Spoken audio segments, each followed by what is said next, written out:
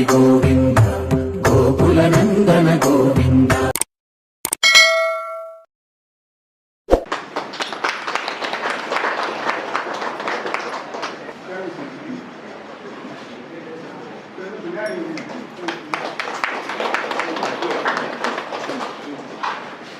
పాతు ప్రణతరక్షాయాం విళంబమసహన్నివ సదా పంచాయతిం బిభ్రతి సన శ్రీరంగనాయకః. వినా వెంకటేశం ననాతో ననాతః సదా వెంకటేశం స్మరామి స్మరామి. హరే వెంకటేశ ప్రసీద ప్రసీద ప్రియం వెంకటేశ ప్రయచ్చ ప్రయచ్చ.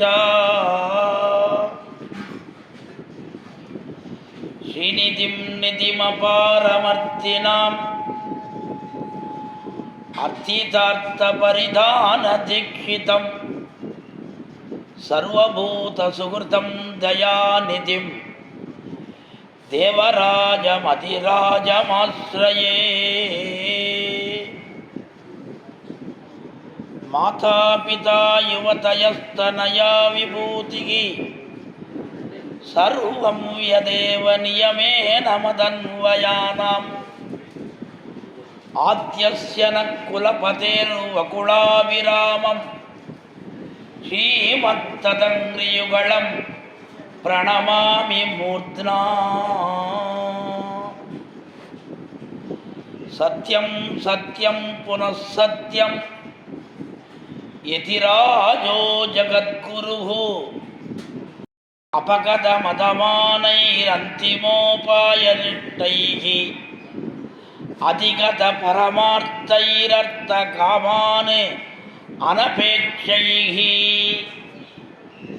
నిఖిలజన సుగుద్భిర్నిర్జిత క్రోధ లోభైః వరవర మునివృత్యైః అస్తు మే నిత్యయోగః.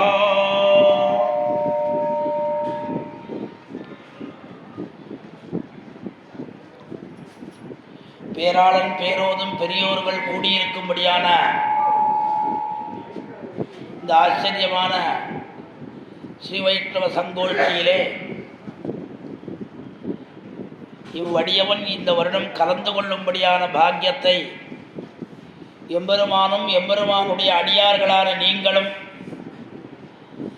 பண்ணின ஒரு மங்களாசாசன பலத்தினாலே தான் அடியேன் இவ்விடத்திலே விடை கொண்டுள்ளனே தவிர மற்றபடி வேறொன்றும் இல்லை. நம்முடைய விழாஞ்சோலை பல காலமாக பார்க்கச்சேலாம் வரணும் வரணும்னு சொல்லிகிட்டே இருப்பார். எப்போதும் சாதாரணமாக இது கூரத்தாழ்வான் சாத்துமுறை இன்றைக்கி தான் நடக்கும். தை மாதம் அஸ்தத்தன்னைக்கு தான் நடக்கும்படியாக நான் பார்த்துருக்கேன்.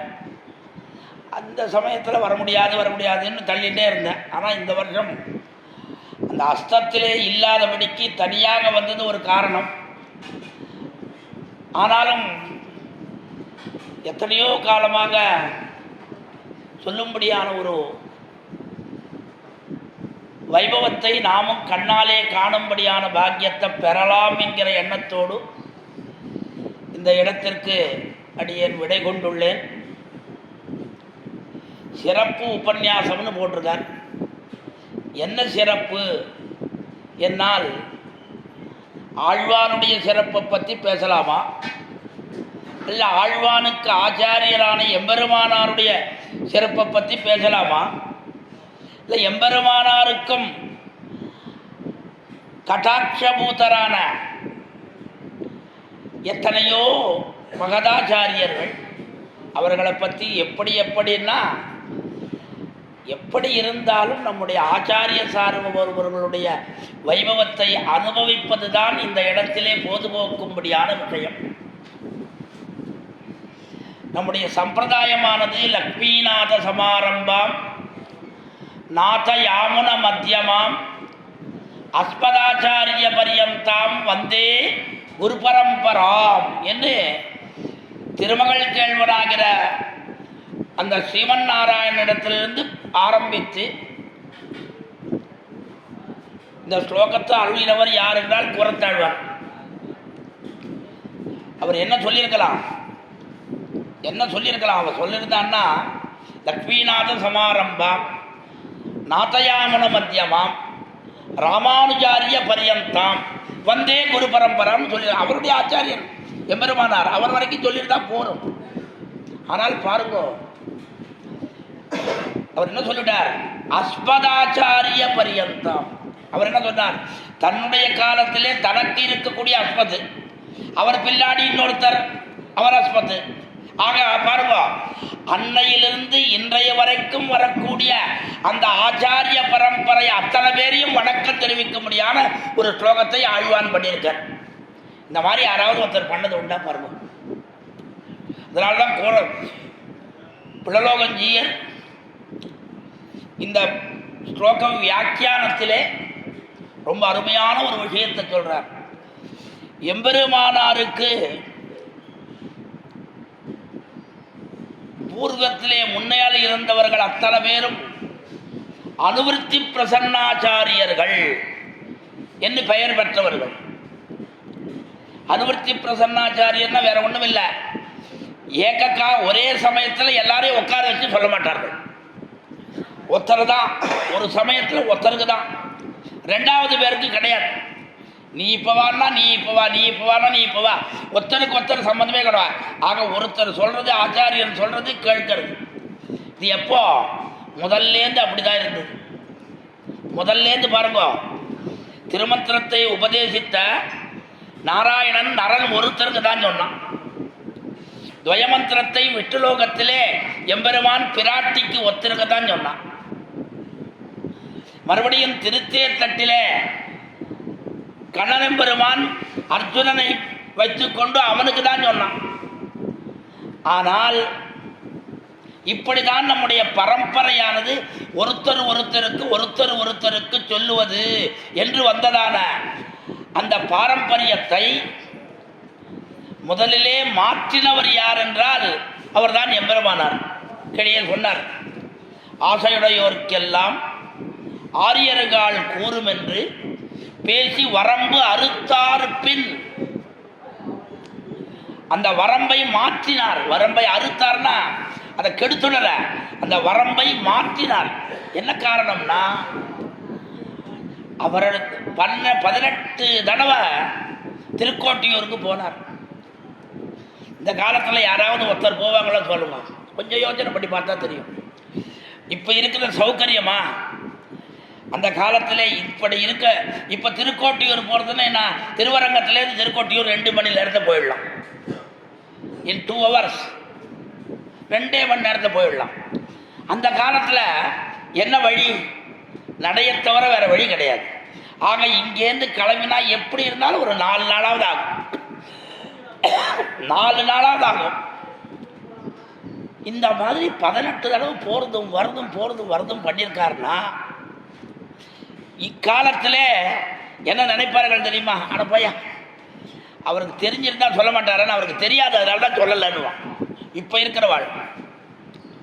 ஆனால் துளிக்கூட சளைக்காமல் 18 பரியாயம் நடந்து கடைசியிலே அந்த அர்த்தத்தை, மகதார்த்தத்தை பெற்று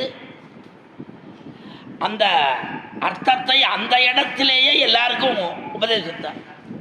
ஒவ்வொரு தடவை வரச்சேவும் பல பேர் கேட்பாராம், சுவாமி உங்களுக்கு கிடைச்சா எனக்கு கொடுங்க, உங்களுக்கு கிடைச்சா எனக்கு கொடுங்க, உங்களுக்கு கிடைச்சா எனக்கு கொடுங்க. அப்போ என்ன, இவர்களெல்லாம் முயற்சி பண்ணி அந்த திருக்கோட்டியூர் நம்பிய இடத்துல அந்த அர்த்தம் கிடைக்கல. எல்லாம் மொத்த பேர் கேட்டு பார்த்தா யாருக்கும் அவர் சொல்லலை.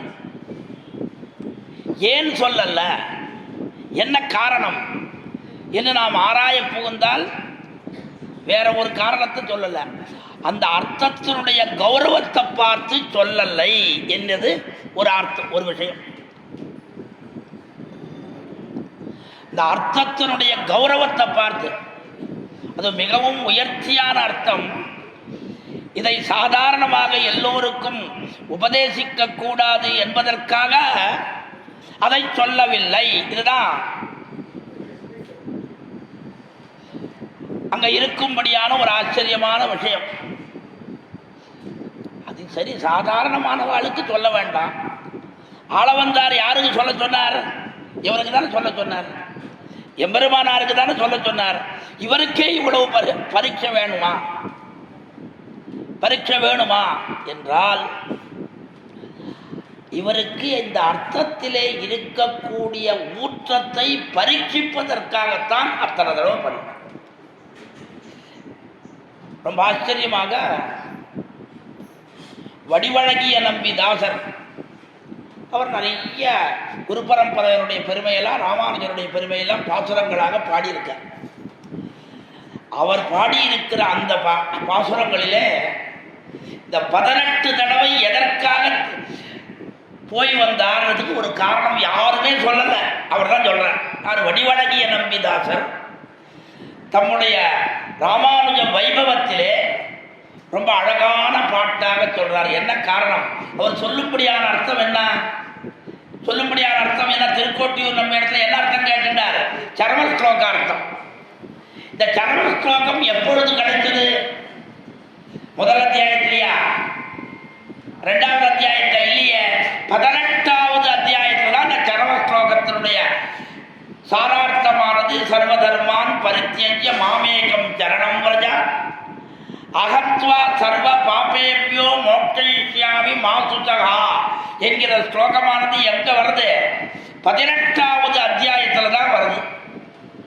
அவர் சொல்லக்கூடிய அர்த்தம் நேர சரம ஸ்லோகார்த்தத்தை மட்டும் சொன்னார்ன்றது ஒரு வைபவமாக இருந்தாலும், முதல்ல சரம ஸ்லோகார்த்தத்தை சொல்லாமல் உபாம்சுவாக திருமந்திர துவயார்த்தங்களை விண்ணப்பித்து பிறகு சரம ஸ்லோகத்தை விரிவாக அருளி செய்தார் என்று தெரிவிக்கிறார். 12,000 குரு பரம்பரையில் உபாம்சுவாகன்னா அப்படியே அவருக்கு தான் காது கேட்கும், மற்றவருக்கு யாருக்குமே தெரியாது.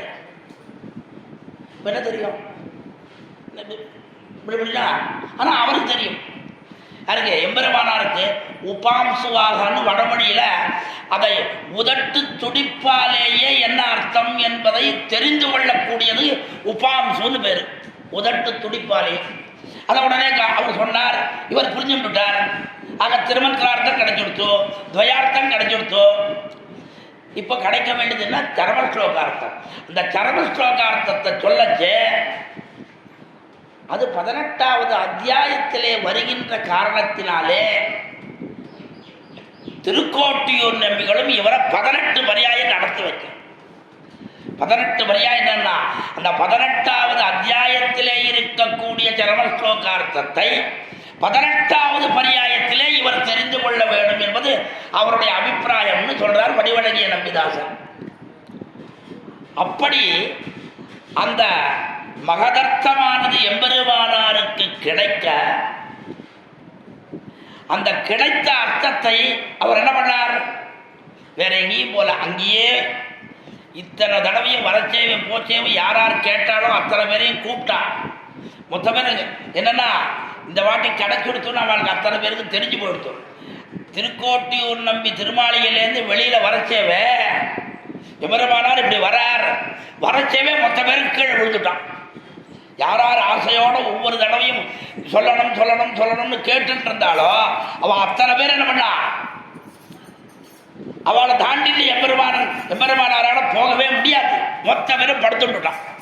இப்போ சாதாரண சாலை மறியல் போராட்டம்ன்றாலும் இல்லையோ, அந்த மாதிரி அந்த ஆசைப்பட்ட அடியவர்கள் அத்தனை பேரும் எம்பெருமானாருக்கு இந்த மகதர்த்தமானது விரிவான அந்த கர்ம ஸ்லோகார்த்தம் கிடைத்து விட்டது என்று தெரிந்தவுடனே இந்த அர்த்தத்தை இவரிடத்திலிருந்து பெறாமல் இவரை அனுப்பக்கூடாதுன்னு தீர்மானம் பண்ணிட்டு மொத்த பேரும் படுத்துட்டான். அவன் அத்தனை பேரும் சரணாகதியாக படுத்துக் கொண்டிருக்கும்படியான நிலையை பார்த்து எம்பெருமானார் இவர்களுக்கு சொல்லாமல் நாம போக முடியுமான்னு உடனே அவர்களை எழுப்பி அவர்களுக்கு அந்த அர்த்தத்தை அங்கேயே உபதேசித்தார். ஆனா என்ன நிர்பந்தம் சொன்னார் திருக்கோட்டியூர் நம்பி? இந்த அர்த்தத்தை யாருக்கும் சொல்லக்கூடாது, யாருக்கும் சொல்லக்கூடாது, ரொம்ப ஜாக்கிரதையா வச்சுக்கணும் அப்படின்னு தான் சொன்னார். ஆனா என்ன பண்ணார் ராமானுஜர்? அங்கேயே எல்லாருக்கும் சொல்லி முடிச்சுட்டார். எப்போவுமே ஒரு விஷயம் வந்ததுன்னா உடனே அதை போய் இன்னொருத்தரண்ட சொல்கிறதுன்றதுக்கு ஆள் இருப்பா. எப்போவுமே இந்த மெசஞ்சர்னு சொல்கிறாங்களோ இல்லையோ, அந்த மாதிரி வெற்றி பெட்டி சம்சாரம். அந்த மாதிரி ஒருத்தர் வந்தார், சுவாமி சுவாமி சுவாமி நீ இத்தனை வருஷமாக யாருக்கும் சொல்ல மாட்டேன்னு சொல்லிட்டு இருந்தாங்களே, அதை ஒருத்தருக்கு சொன்னீங்களோ இல்லையோ, அவர் என்ன பண்ணார் பாருங்க, அங்கே மேலே உட்காந்துன்னு அத்தனை பேருக்கு சொல்லிட்டு இருக்காரு. இதோட அநியாயமாக இருக்குது. இந்த அநியாயம் இங்கேயே எந்த கொடுத்த இடத்துலையே இவர் விதை விதைக்கிறாரு, கொடுத்த இடத்துலையே விதை விதைக்கிறாரு. இது என்ன அநியாயம்னுட்டு நேர போய் என்னையா இது இந்த மாதிரி பண்ணிட்டேன். ஆமாம் பண்ணினேன். இதற்கு என்ன ஆச்சாரியருடைய வார்த்தையை மீறினதுக்கு என்ன பலித்தம் தெரியுமா? நரகானுபவம். நரகானுபவம் தெரிஞ்சும் பண்ணினா. சாதாரணமாக தெரியாமல் பண்ணுற பாபத்துக்கு பலித்தம் கம்மி, தெரிஞ்சு பண்ணுற பாபத்துக்கு 2 விதமாக பலித்தம். பண்ணியது ஒரு தப்பு, அந்த தெரிந்து கொண்டு அர்த்தம் பண்ணினது ஒரு, பண்ணக்கூடாததை பண்ணினது ஒரு தப்பு, அதை பண்ணின தெரிந்து கொண்டே பண்ணினது ஒரு தப்பு. 2 தப்பு, 2 பாபம் அது. ஆகையினாலே இப்படி 2 பாபத்தோடு கூடி இருக்கும்படியான ஒரு அபாக்கியம் உனக்கு ஏற்பட்டது. என்ன ஏற்பட்டது? என்ன வேற என்ன சுவாமி, வேற என்ன? ஆச்சாரியனுடைய வார்த்தையை உல்லங்கனம் பண்ணினால், தாண்டினால் அதற்கு கண்டிப்பாக நரகம்தான். அப்போ என்ன சொல்றார்? நான் ஒருத்தன் நரகம் போனாலும் இங்க அத்தனை பேரும் மோட்ச சாம்ராஜ்யத்துக்கு போவாளோ இல்லையோ, ஆகையினால்தான் இதை இந்த இடத்துல விண்ணப்பித்தேன். அப்பதான் திருக்கோட்டியூர் நம்பி அவருக்கு எம்பெருமானார் என்கிற அந்த பெயரை அளித்தார். யாரால கொடுக்கப்பட்டதுன்னா திருக்கோட்டியூர் நம்பியாலே கொடுக்கப்பெற்ற பெயர்தான் இந்த எம்பெருமானார் என்கிற திருநாமம். இந்த திருநாமத்தோட வரார் யாரு? ராமானுஜர் எம்பெருமானார் என்கிற திருநாமத்தோட திருவரங்கத்துக்கு வரார். இத்தனை தடவை வரச்சேவும் எப்பவும் மூஞ்சிய தொங்க போட்டு வருவார். என்னன்னா நினைச்ச காரியம் ஈடேறவில்லை, ஆகையினால மனசுல குறை. இத்தடவையும் பலிக்கவில்லையோ, யாரு? நம்பெருமாள் கேட்பறான். இத்தடவையும் பலிக்கவில்லையோ, இந்த தடவையும் உங்களுக்கு கிடைக்கலையான்னு அப்படின்னு கேட்பறான். யாரு? நம்பெருமாள் அர்ச்சக முக்கியன்னு கேட்பறான். கேட்ட உடனே தேவரீர் அருள் இல்லை, அதுக்கு என்ன பதில் சொல்வார் தெரியுமா இல்லையோ? கிடைக்கலை அவர் சொல்லலைன்னு சொல்லல, தேவரீருடைய அருள் இல்லைன்னு வரும். அது எம்பெருமானார் சொல்றதுன்னா, நீர் மனசு வச்சான்னா அதை கொடுக்க சொல்லிடலாம், நீர் இன்னும் மனசு வைக்கல, அதனால்தான் எனக்கு கிடைக்கல. பழி யார் பேர்ல போட்டார் பாருங்க? ரங்கநாதர் தள்ள மேல போட்டார். தேவரீர் அருள் இருந்தால் எனக்கு கிடைத்திருக்கும், அது இல்லை. ஆகையினாலே அந்த அருளை எனக்கு ஏற்படும்படியான பாக்கியத்தை தேவரீர் உண்டாக்கி தர வேணும் அப்படின்னு பிரார்த்திக்கிறார். ஒரு தடவை இல்லை, 2 தடவை இல்லை, பிரதி ஒரு தடவையும் போச்சேவும் வரச்சேவும் எப்போ போனாலும் திரும்பி வரச்சேவும் இதே தான். அப்போ இந்த பன்னீராயிரப்படி குரு பரம்பரையில் இருக்கிற ஒரு கதை. எம்பெருமானாரோடு கூரத்தாழ்வானும் போவர்,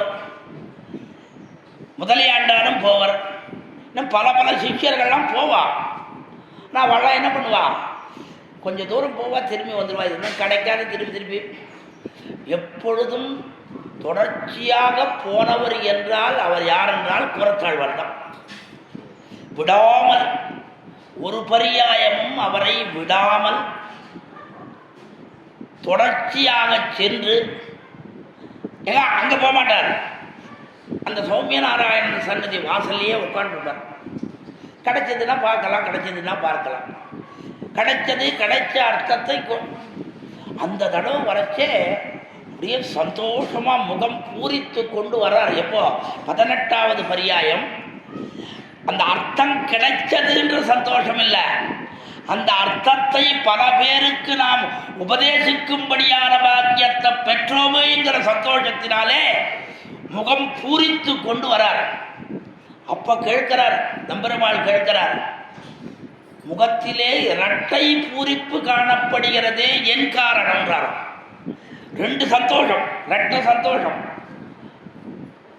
ரெட்ட சந்தோஷம் என்ன அப்படின்னா, அதுக்கு அங்கே பன்னீராயிரத்தி குரு பரம்பரை எழுதுறார், பன்னெடுங்காலமாக ஒருவனுக்கு குழந்தை பாக்கியம் இல்லாமல் இருந்து அவனுக்கு ஒரே பிரசவத்திலே 2 குழந்தை பிறந்தால் என்ன சந்தோஷம் ஏற்படுமோ அந்த சந்தோஷத்தோடு கூடினவரை போலே எம்பெருமானார் திகழ்ந்தாராயிற்று.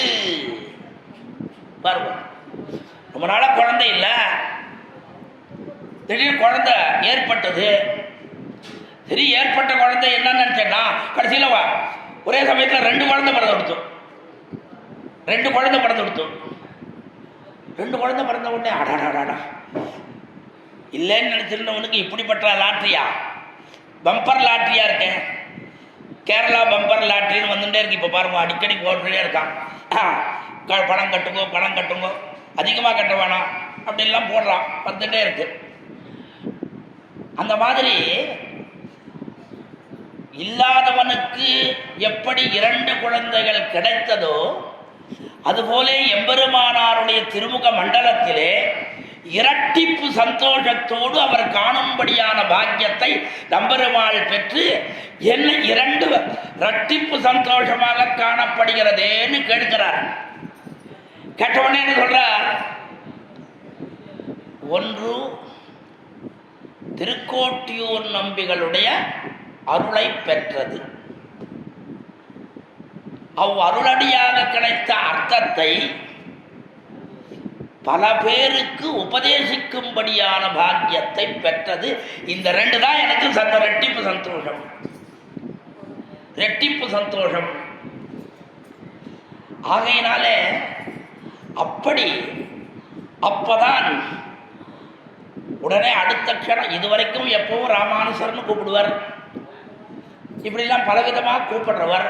அன்னைக்கு தான் திடீர், அது வரைக்கும் ஏன்னா இந்த திருநாமம் வரல, அப்போதான் இந்த திருக்கோட்டியூர் நம்பி சாத்தின திருநாமம் எம்பெருமானார்.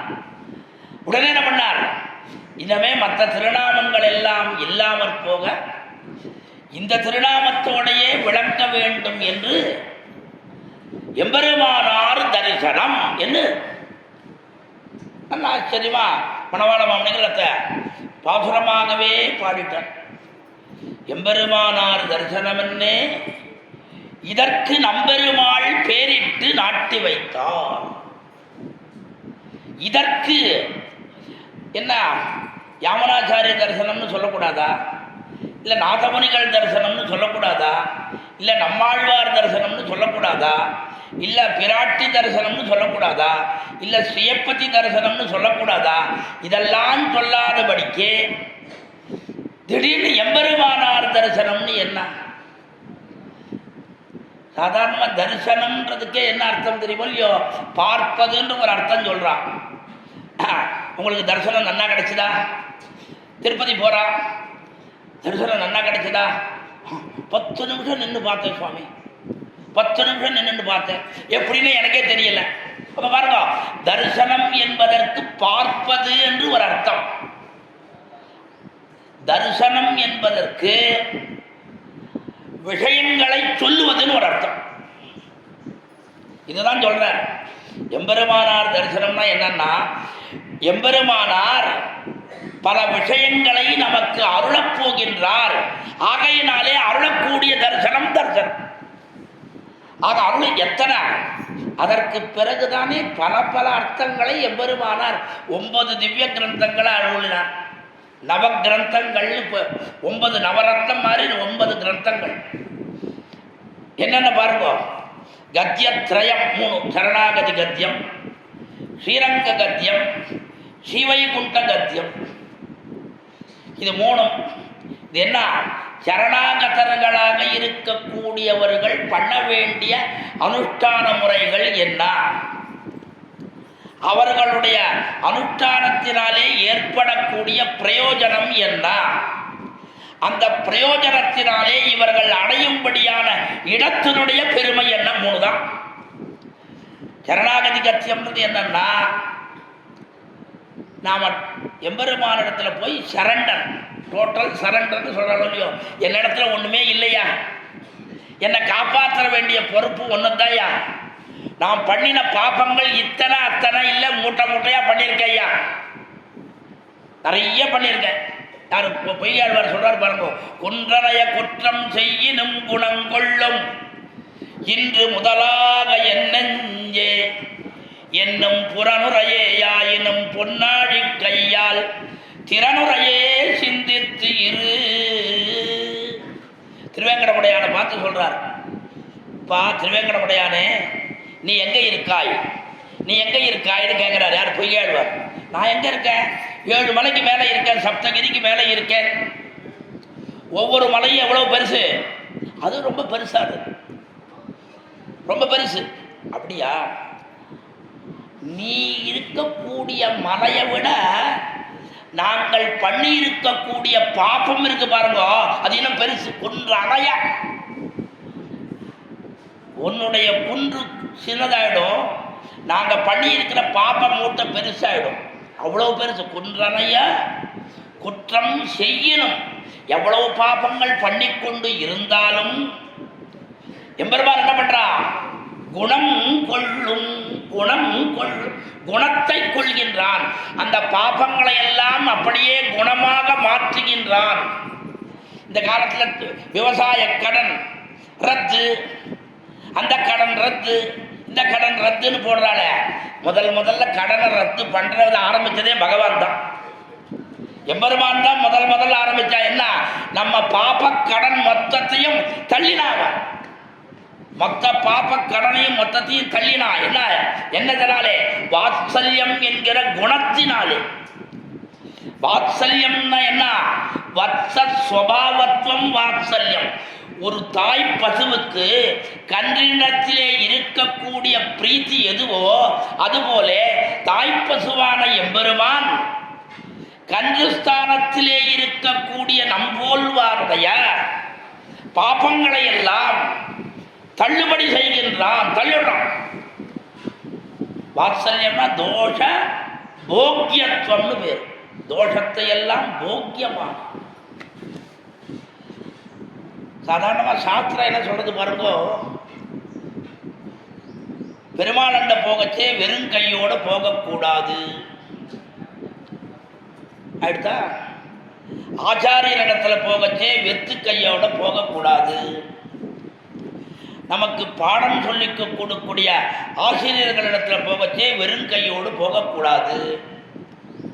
பெரிய மகான்கள் யாராவது வந்தான்னா அவர்களிடத்துல போனால் வெத்து கையோடு போகக்கூடாது. ஏதாவது எடுத்துன்னு போகணும், நம்மளால முடிஞ்சது. அதுக்காக கடன் வாங்கி கஷ்டப்பட்டு அதனால் பலவிதமான இன்னல்கள் அனுபவிக்கும்படியானது வேண்டாம். நம்ம சக்திக்கு என்ன உண்டோ அதை எடுத்துகிட்டு போய், என்னன்னா ஐயோ என்னிடத்துல இதாயா இருக்கு, என்னிடத்துல இருக்கக்கூடியது இதுதான் இதுதான் இதுதான்னு சொல்கிற மாதிரி அதை கொண்டு போய் கொடுக்கணும். ஒருத்தனுக்கு எதுவுமே இல்லை, எதுவுமே கிடையாது, ஒன்றுமே கிடையாது, ஒன்றுமே இல்லாத ஒருத்தன் பெருமாள்கிட்ட போய் நிற்கிறான், இல்லை ஆச்சாரியன்கிட்ட போய் நிற்கிறான், இல்லை குருவனிடத்துல போய் நிற்கிறான், இல்லை மற்றொருத்தர் பெரிய மகானிட்ட போய் நிற்கிறான். அவன் என்ன பண்ணுறது, அவனால் ஒன்றும் கொடுக்கக்கூடிய சக்தியே இல்லை. என்ன பண்ணா தெரியுமோ இல்லையோ, வேற ஒன்றும் இல்லை சுவாமி, என்னிடத்துல கொடுக்கறதுக்குன்னு ஒன்றும் இல்லை, என்னிடம் இருக்கிற பாப்பத்தையே உமக்கு வச்சேன் நான். யாரு ஸ்ரீவச்சன பூஷண திவ்ய சாஸ்திரத்திலே பிள்ளலோகாச்சார் சொல்றார், பாப்பமே பச்சையாக அமையும். பாப்பத்தை பச்சையாகனா உபகாரம். ஒரு வஸ்துவாக ஒரு தேங்காய் எடுத்துட்டு போறோம் பெருமாள், என்ன எது தேங்காய், இந்த பாப்பம் தான். பாப்பத்தை கொண்டு போய் பெருமாள் வச்சிருக்கோம். ஒரு பழம், 2 வாழைப்பழம் கொண்டு போறோம், ஐயோ வாழைப்பழம் இல்லைப்பா இதுதான்ப்பா நம்ம. ஆக நம்முடைய பாப்பத்தையே எம்பெருமானிடத்திலே உபகாரமாக ஒரு தேங்காயாகவோ உள்ள பழமாகவோ மற்றொன்றாகவோ நினைத்து எம்பெருமான் முன்னாடி வச்சான்னா எம்பெருமான் பரம சந்தோஷத்தோட அதை ஏற்றுக்கிறான். இல்லையா, இது எங்க தாத்தா காலட்சேபத்தில் சொல்லுவார், இந்த மாதிரி பாப்பத்தையே பச்சையாக எம்பெருமானுக்கு உபகாரமாக தேங்காய் பழம் மாதிரி வச்சுடலாம். முடிஞ்ச உடனே காலட்சேபம் முடிஞ்ச உடனே ஒரு அம்மா வந்தாளாம். ஒரு அம்மா வந்தா, சுவாமி இத்தனை நாளா இல்லாத ஒரு விஷயம் இன்னைக்கு தான் நீங்கள் சொன்னோங்கன்னா, நானும் 50 வருஷமா உங்கள காலக்ஷேபம் கேட்டுருக்கேன். 50 வருஷமா சொல்லாத விஷயம் இன்னைக்கு தான் சொன்னோங்கன்னா, என்ன இது புதுசாக சொல்கிறோங்கோ?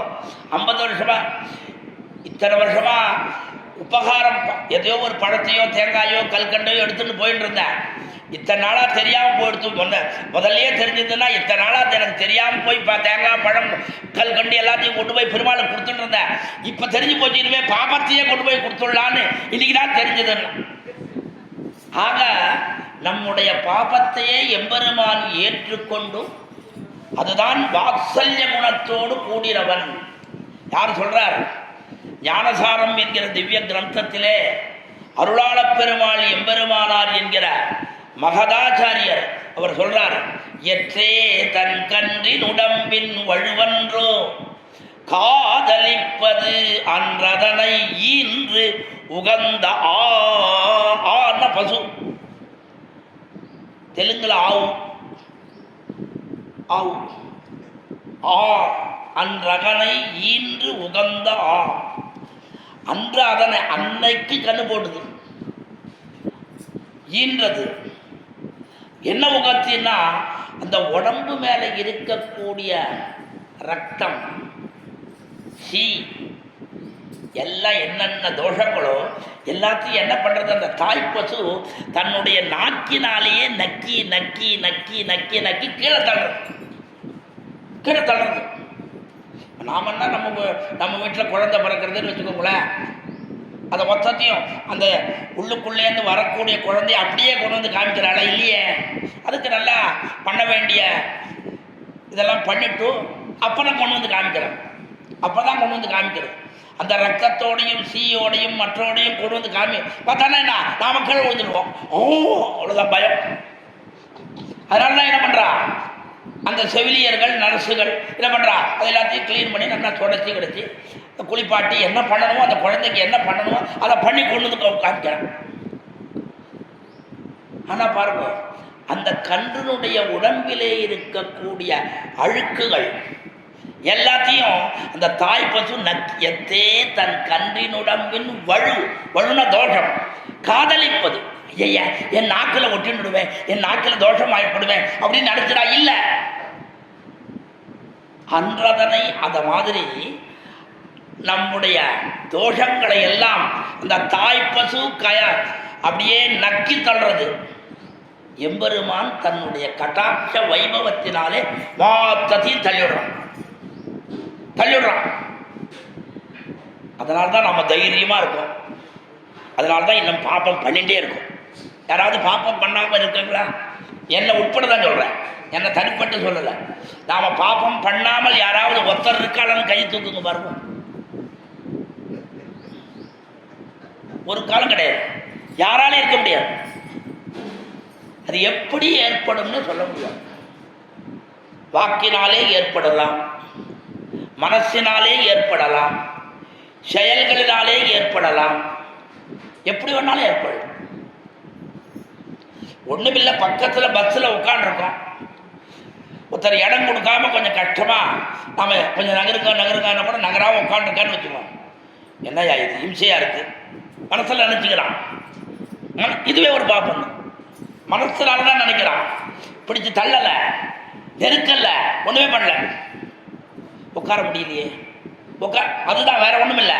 ஆனால் அந்த உட்கார முடியலையேன்னு இடம் கொடுக்க மாட்டான்றேன்னு நினைச்சா பாருங்க, அதுவே ஒரு பாப்பம். அவன் இருந்தா இருக்கட்டும், நாம மாட்டோம், நம்ம அதை அட்ஜஸ்ட் பண்ணிட்டு போகலாம்னு எண்ணம் நமக்கு வராது. 100% சொல்றேன், ஏதோ 1% அது ரொம்ப பெரிய ஞானியா இருக்கிறவன் யாராவது இருந்தான்னா பரவாயில்ல, அவன் கண்டிப்பா பஸ் ஏற போறதில்லை. அந்த மாதிரி ஞானியா இருக்கிறவன் பஸ் ஏற போறதில்ல. ஞானியா இருக்கக்கூடியவனுக்கு அந்த பாக்கியமா இதுவா இருக்காது. ஆனால் இந்த மாதிரி நமக்கே தெரியாமல் போயிட்டே இருக்கோம். ஆமா, போயிட்டே இருக்கோம். ஒரு எறும்பு உள்ளுக்குள்ள வந்துடுத்தோம், திடீர்னு மெரிச்சுட்டோம், போயிடுறது. அப்ப என்ன தெரியும் நமக்கு? தெரியுமா? நாம புத்தி பூர்வகமாக அந்த பாபத்தை பண்ணோம்னா பண்ணல, அறிந்து பாபத்தை பண்ணலை. அப்படி பண்ணாமல் இருந்த போதும் அது என்ன ஆயிடுச்சோ அது இறந்த காரணத்தினால ஒரு பாபம்னு ஆயிடுது. இப்படி நமக்கு தெரிந்தும் தெரியாமலும் பண்ணக்கூடிய பல பல பாபங்களை எல்லாம் எம்பெருமான் தள்ளுகின்றான். அதுதான் அவனுடைய வாத்சல்யம் என்கிற குணம். அப்படிப்பட்ட குணாட்யனான எம்பெருமானை அனுபவிப்பதற்காக சரணாகதி பண்றார். சரணாகதி கத்தியத்திலே அந்த சரணாகதனாக இருக்கக்கூடியவன் இந்த லோகத்திலே பண்ண வேண்டிய செயல்கள் என்னென்ன பண்ணணும், அதுதான் ஸ்ரீரங்க கத்தியத்திலே சொல்லப்பட்டுள்ளது. செயல்கள்னா என்ன? மொத்த பேரும் ஸ்ரீரங்கத்திலேயே போய் இருக்கணும்னா முடியுமா? வார்த்தா மாலையில் ஒரு ஐதிக்கியமே இருக்கு. பெரிய நம்பிகள் ராஜசபைக்கு போறார். யாரு? கூரத்தாழ்வான் போறார். கூரத்தாழ்வானுக்கு பின்னாடி பெரிய நம்பிகள் கூட போறார். கூரத்தாழ்வான் கூப்பிட்டாரா? பெரிய நம்பிகளை கூப்பிட்டாரா? இல்லை. என்ன காரணம் சொல்லுங்களேன், கொஞ்சம் சொல்லுங்களேன். கூரத்தாழ்வான் சபைக்கு போறார். எதற்காக போறார்?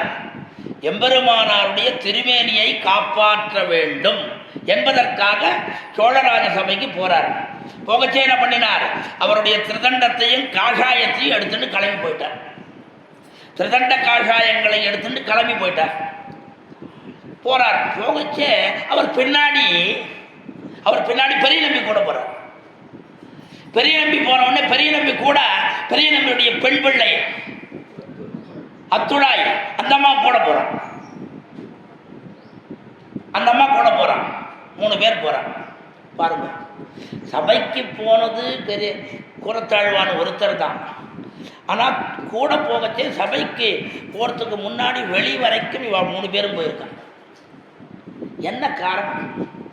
பெரிய நம்பிகள் அந்த தினம் கூரத்தாழ்வானோடு பெண் செல்வதற்கு காரணம் என்ன அப்படின்னா, ரொம்ப ஆச்சரியமா தெலுங்கு தேசத்தில் வாசுதாசன் ஒருத்தர் நிறைய குருபரம்பரை நிறைய எழுதியிருக்கார். ராமாயணம் எழுதியிருக்கார், பாரதம் எழுதியிருக்கார், பாகவதம் எழுதியிருக்கார், எல்லாம் எழுதியிருக்கார். ரொம்ப நல்லா இருக்கும். அவர் இந்த குரு பரம்பரையெல்லாம் ரொம்ப ஆச்சரியமான கதைகளாக எழுதியிருக்கார். நம்ம குரு பரம்பரையில் இல்லாத சில விஷயங்கள் எல்லாம் அதில் இருக்கு. அதில் இது ஒரு விஷயம். கூரத்தாழ்வானோடு பெரிய நம்பிகள் செல்வதற்கு காரணம் என் அப்படின்னா நம்ம குரு பரம்பரையில் இல்லை. நீங்கள் யாராவது இருந்தால் சொல்லுங்க, நான் கூட கேட்டுக்கிறேன். எந்த புத்தகத்தில் இருக்குன்னு சொல்லுங்க, நான் பார்க்குறேன். எனக்கு தெரிஞ்ச வரைக்கும் எந்த புத்தகத்திலையும் காணலை. ஆனால் அவர் எழுதுறார். என்ன காரணம் தெரியுமா? இந்த சோழராஜாவுடைய உபத்திரவம் ரொம்ப ஜாஸ்தியாக போயிடுச்சு. அப்போ ஒரு நாள் பெரிய நம்பிகள் வரார். யாரண்ட? ராமானுஜர் இடத்துல. பகவத் ராமானுஜருடைய காலக்ஷேபம் நடந்துட்டுருக்கு. பெரிய நம்பிகள் அங்கேருந்து வரார். ஆச்சாரியனை பார்த்துட்டு தபதபன்னு ஓடி போய் தண்டை சோரிச்சுட்டு, சுவாமி தேவர் சொல்லக்கூடாத, நான் வந்திருப்பேன். இல்லை நேரம் என்னுடைய காரியம் நடக்கணும், அதுக்காக தான் வந்தேன். என்ன? இந்த ராஜாவுடைய சோழ ராஜாவுடைய உபத்திரவம் ரொம்ப ஜாஸ்தியாக போயிட்டே இருக்கு. நம்முடைய ஸ்ரீரங்க நகரத்தை ரட்சிக்கணும், காப்பாற்றணும். இந்த காப்பாற்றுறதுக்கு ஏதாவது ஒரு வழி. எந்த வழின்னா,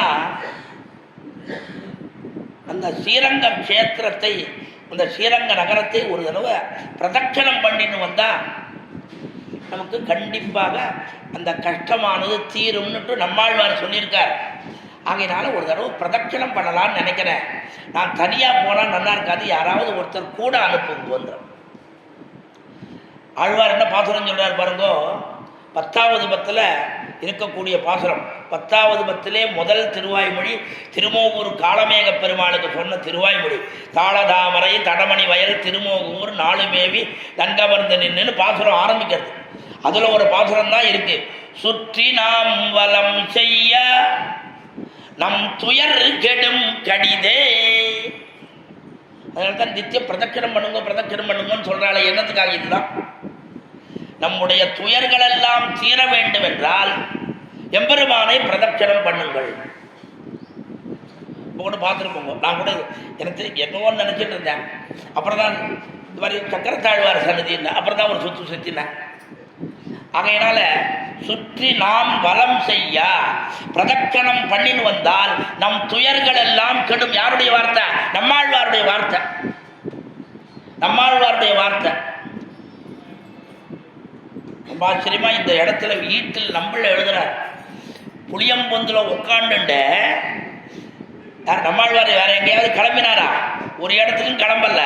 ஆனால் சொல்றார், சுற்றி நாம் வலம் செய்ய நம் துயர் கெடும் கடிதே. நாம பிரதட்சணம் பண்ணினால் நம்முடைய கஷ்டங்கள்லாம் போகும்னு சொல்றார். இப்ப சொல்றவர் என்னைக்காவது பிரதட்சணம் பண்ணியிருக்காரான்னு கேட்டார். சொல்றவர் என்னைக்காவது அந்த புளியம்பொந்தை விட்டு கிளம்பி உங்க பக்கத்தில் இருக்கிற ஆதிநாதரை ஒரு நாள் பார்த்துருப்பாரா? ஆதிநாதரை நம்மாழ்வார் ஒரு நாள் பார்த்துருப்பாரா? பார்த்தது ஆயிடுச்சா? ஆண்டாள் எங்க பிறந்தா? ஸ்ரீவில்லிபுத்தூர்ல, அந்த தோட்டத்தில். அந்த தோட்டத்திலேருந்து வடபத்திர சாயினுடைய கோவில் எவ்வளவு தூரம்? எவ்வளவு தூரம்? ஒரு குதி குதிச்சான்னா உள்ளுக்குள்ள போயிடலாம். ஒரு தாண்டினா போயிடலாம். அது 10 அடி வச்சா போயிடலான்னு வச்சுக்கோங்களேன். ஒரு தாண்டு நேரத்துக்கு ஒரு 10 அடி வச்சா போயிடலாம். ஆனால் ஆண்டாள் அந்த வடபத்திர சாயியை ஒரு நாளாவது பார்த்துருக்காளா? பார்த்துருக்காளா? பார்த்தாளா? நஞ்சியர் சொல்ற ஒரு நாள் கூட வடபத்திர சாயியை பார்த்ததே இல்லை. சரி, இவள் பார்க்கல, அந்த பெரியாழ்வாராவது இடுப்புல அணைச்சிட்டு குழந்தைய கொண்டு போய் காமிச்சிருக்கலாம் இல்லையோ? ஏன் அவராவது பண்ணிருக்கலாம் இல்லையோ? என்ன சொல்றாரு தெரியுமோ இல்லையோ? நம்மை போல் படுத்துன்றிருக்கிற பெருமாளை பார்த்து திரும்பி வர்ற தத்துவம் இல்லை ஆண்டாள். ஆண்டாள் என்ன தெரியுமோ இல்லையோ? போய் பார்த்தாள்னா, படுத்துட்டு இருக்கிற பெருமாளை பார்த்தான்னா அவ்வளவுதான், அதோட அந்தர்தானம் தான். உள்ள கலந்துடுவா. திருவரங்கத்துக்கு வந்தா, பார்த்தா, ரங்கநாதனை பார்த்தா, அவ்வளவுதான், உள்ளுக்குள்ள போயிட்டான். அதுதான் பயம். யாருக்கு? பெரியாழ்வாருக்கு பயம். எங்கேயாவது யுவமாட்டம் போய் பார்த்து இவனும் பாட வேண்டிய திருப்பாவையும் பாடல, இன்னும் நாச்சியாத்திரமையும் பாடல. லோகத்தாருக்கு அது 2 தானே உபோஜீவனம். அது 2மே இல்லாமல் போயிட்டா என்ன பண்றதுன்னுட்டோ ஒரு நாள் கூட அந்த ஆண்டாளை அழைச்சிட்டு போனதே கிடையாது. நம்மை போல் திரும்பி வரும் தத்துவமில்லை ஆண்டாள். ஆகையினால் அவளை பெரியாழ்வார் அழைத்து செல்லவில்லை என்று நஞ்சியர் பணிக்கும்படி. நஞ்சியர் சொல்லுவாராம், நம்மளா போறோம் திரும்பி வந்துடுறோம். ஆண்டாள் திரும்பி வந்தாளா? பராசர பட்டர் சொல்றார், திருவரங்கத்துக்கு போனா 2 திருவடியோடு இருக்காரு.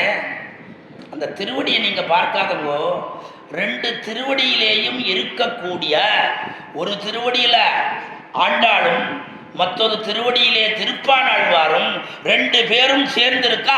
அதை பாருங்க. திருவடியை பார்த்துட்டு வராதங்கோ. அந்த 2 திருவடியிலேயும் இருக்கக்கூடிய ஆண்டாளையும் திருப்பானாழ்வாரையும் பாருங்க. வெறுமை எத்தையோ பார்த்தோமோ 2 கால் இருக்கு.